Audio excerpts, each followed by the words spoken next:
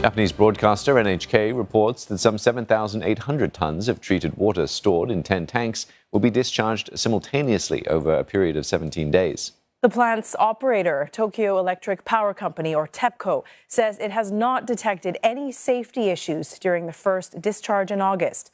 They add they will proceed with round 2 with the highest level of caution. The first round was completed on the 11th of last month as planned. Japanese authorities have since assessed the seawater nearby and found that tritium remains below detectable levels. Tritium is a radioactive isotope of hydrogen and cannot be removed completely from the wastewater. The concern that it could contaminate seafood and the marine ecology has drawn fierce criticism from nearby countries and environmentalists. China, for one, has banned all seafood imports from Japan. Russia is considering similar action, saying Tokyo has not shared all information with Moscow about the wastewater. Now for more, let's speak to Seijiro Takeshita. He's Professor of Management and Information at the University of Shizuoka. Professor, the UN's atomic agency has supported the move to release the wastewater. It says the science backs up that it is safe. Why is that not enough for countries like China? Because their intent is certainly not on scientific evidence or data. Their basic, argumentation is based on political issues. The discharged water is perfectly safe.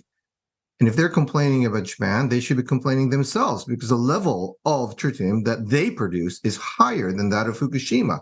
And perhaps they should complain to, for example, countries like France or anywhere in the world that basically has nuclear plant because you do disperse tritium to the sea.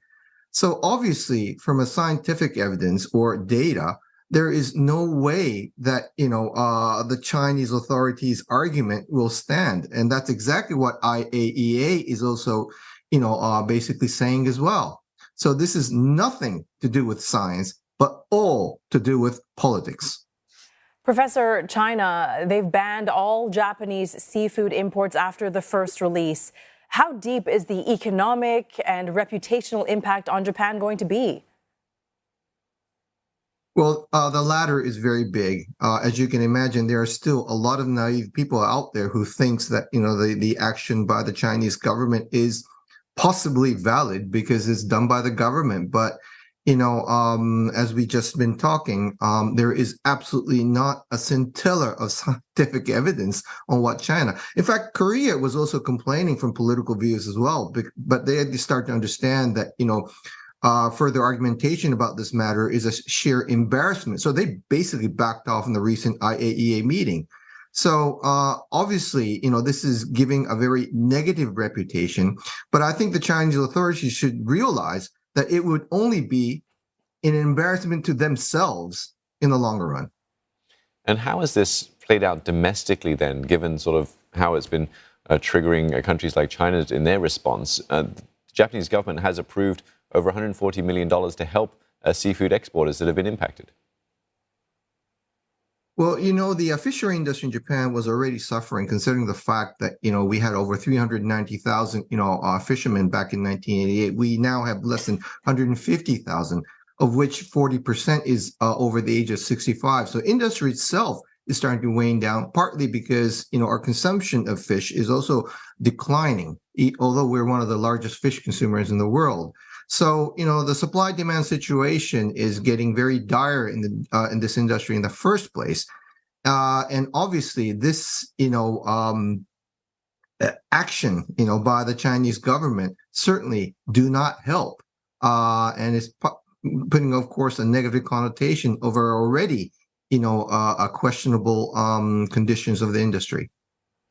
TEPCO, they began accepting applications on Monday for compensation for damages as a result of this release. Do you think the operator is doing enough to support those who are affected?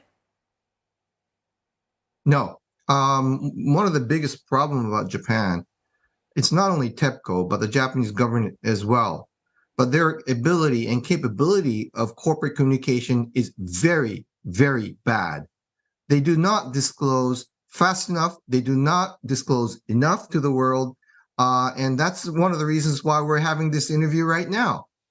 had they been making, a clear, distinctive, decisive announcement in the first place, based on, data and scientific evidence, we shouldn't have been going through these kind of issues, in my opinion, or at least, the damage to the industry would be much more lessened, I think.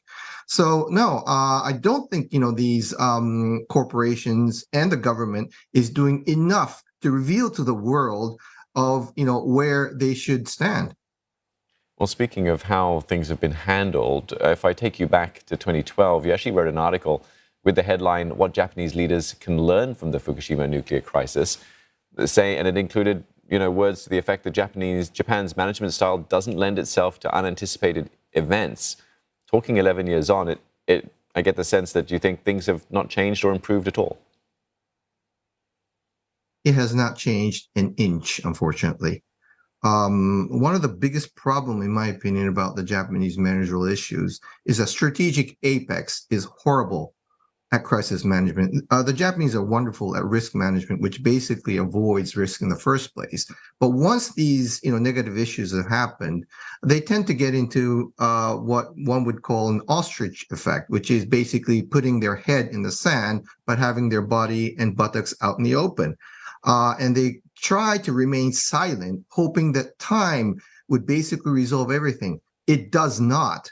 This is one of the very negative issues where, strategic apex, top management in Japan really has to start learning, because if you look at all the, negative issues that has occurred in Japanese companies, it's obviously, in most cases, getting worse, partly because of this lack of capability of corporate communication by the Japanese strategic apex.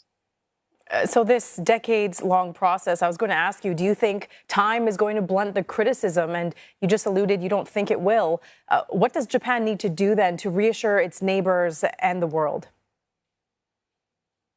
Well, again, they should just stick to the scientific evidence, because scientific evidence and facts are on their side. They should make clear that, it is totally and perfectly safe, to have seafood from the Fukushima area or Iwate area. And the fact that, the level of tritium that they disperse is in fact lower than that of China, who is making complaints about this issue. So, the announcement effect, again, I basically regress to, this argument that this announcement capability by the government and TEPCO is certainly not enough, and they should basically try to convince people on data and scientific evidence rather than political motives like that of China. Professor, we'll leave it there for now. Thank you so much for your insight and your candor today. Seijiro Takeshita from the University of Shizuoka.